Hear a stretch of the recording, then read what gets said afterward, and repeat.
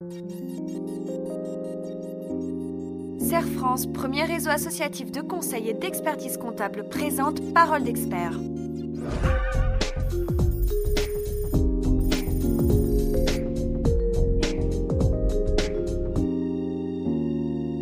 Bonjour à tous, bonjour Christophe. Bonjour Bénédicte, aujourd'hui nous vous apportons un éclairage sur les CDD, contrats à durée déterminée. Contrairement à une idée assez répandue, l'embauche d'un salarié en contrat à durée déterminée, CDD, n'est pas moins réglementée que l'embauche en contrat à durée indéterminée, CDI. Bien au contraire. Le CDI étant considéré comme le mode de recrutement normal, le CDD fait figure d'exception. Et comme tel, le CDD est soumis à une réglementation spécifique qui peut facilement piéger les employeurs. Voici donc nos conseils pour éviter les erreurs classiques. Attention, le contrat de travail à durée déterminée ne peut avoir ni pour objet ni pour effet de pourvoir durablement un emploi lié à l'activité normale et permanente de l'entreprise, ni se substituer à une période d'essai. Recourir au contrat à durée déterminée est uniquement possible dans le cadre de l'exécution d'une tâche précise et temporaire ou dans le cadre de contrats aidés liés à la politique de l'emploi. Concrètement, les motifs de recours au CDD les plus fréquents sont le remplacement d'un salarié ou du dirigeant d'entreprise. Le contrat doit alors mentionner le nom de la personne remplacée, la raison de son absence et la qualification du salarié. Deuxième cas de recours au CDD, l'accroissement temporaire d'activité. Troisième cas, l'exécution de travaux temporaires. Emploi saisonnier, c'est-à-dire des tâches se répétant chaque année à des périodes similaires. Contrat d'extra ou CDD d'usage prévu dans les branches.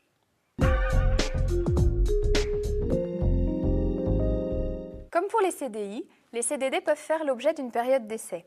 Pour un contrat de moins de 6 mois, la durée de la période d'essai ne peut pas dépasser 1 jour par semaine de travail, dans la limite de 2 semaines. Pour un contrat de plus de 6 mois, la période d'essai est d'1 mois maximum. Et pensez à vous reporter aux conventions collectives qui peuvent contenir des dispositions particulières.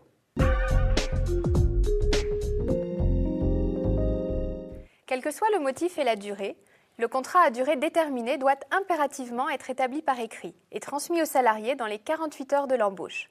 À défaut, il est réputé conclu pour une durée indéterminée. Le contrat doit, entre autres, comporter les mentions suivantes. Le nom et la qualification professionnelle de la personne remplacée s'il s'agit d'un remplacement. La définition précise du motif de recours, la date du terme du contrat et, le cas échéant, une clause de renouvellement. S'il est conclu à terme imprécis, le contrat doit comporter une période minimale. Par exemple, la durée de l'arrêt maladie initial du salarié remplacé avec, pour terme, le retour du salarié remplacé. Le contrat doit enfin mentionner le montant de la rémunération. Le salarié doit percevoir une rémunération équivalente à celle qu'il aurait perçue s'il avait été en CDI.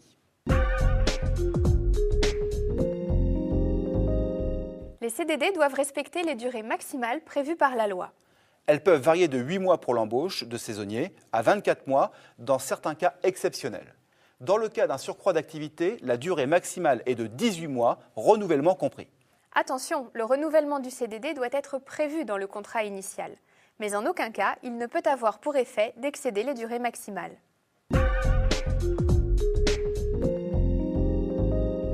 L'indemnité de fin de contrat, ou indemnité de précarité, vient s'ajouter à l'indemnité de congé payé. Elle s'élève à 10% du total des salaires bruts perçus durant le CDD. Cette indemnité n'est toutefois pas due pour le contrat saisonnier ou contrat d'usage. Le contrat conclu avec un jeune pour une période comprise dans ses vacances scolaires ou universitaires. Le refus du salarié de conclure un contrat à durée indéterminée pour occuper le même emploi ou un poste similaire. La rupture anticipée du CDD en raison de fautes graves, force majeure ou rupture anticipée à l'initiative du salarié. Et enfin, les contrats aidés, comme par exemple les contrats d'apprentissage ou de professionnalisation. L'employeur ne peut pas conclure de contrats successifs sur un même poste sans respecter un délai de carence. Ce délai ne peut pas être inférieur à la moitié de la durée totale si le contrat, renouvellement inclus, n'excède pas 14 jours.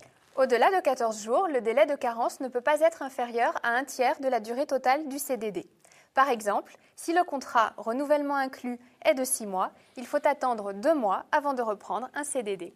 Cette règle ne s'applique pas lorsque le CDD est conclu pour le remplacement d'un salarié absent, dans le cadre d'un contrat saisonnier ou contrat d'usage, pour l'exécution de travaux urgents, Ou enfin, lorsque le salarié est à l'initiative de la rupture anticipée du contrat.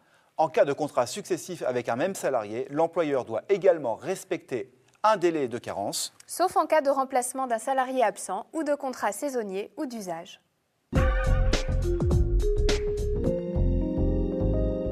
Il faut le savoir, la sanction encourue en cas de non-respect des règles applicables au CDD est, dans la plupart des cas, la requalification du CDD en CDI, assortie d'une indemnité au moins égale à un mois de salaire et d'une amende de 3 750 €. Vous avez désormais toutes les clés pour embaucher en toute légalité. À bientôt pour de nouvelles Paroles d'experts.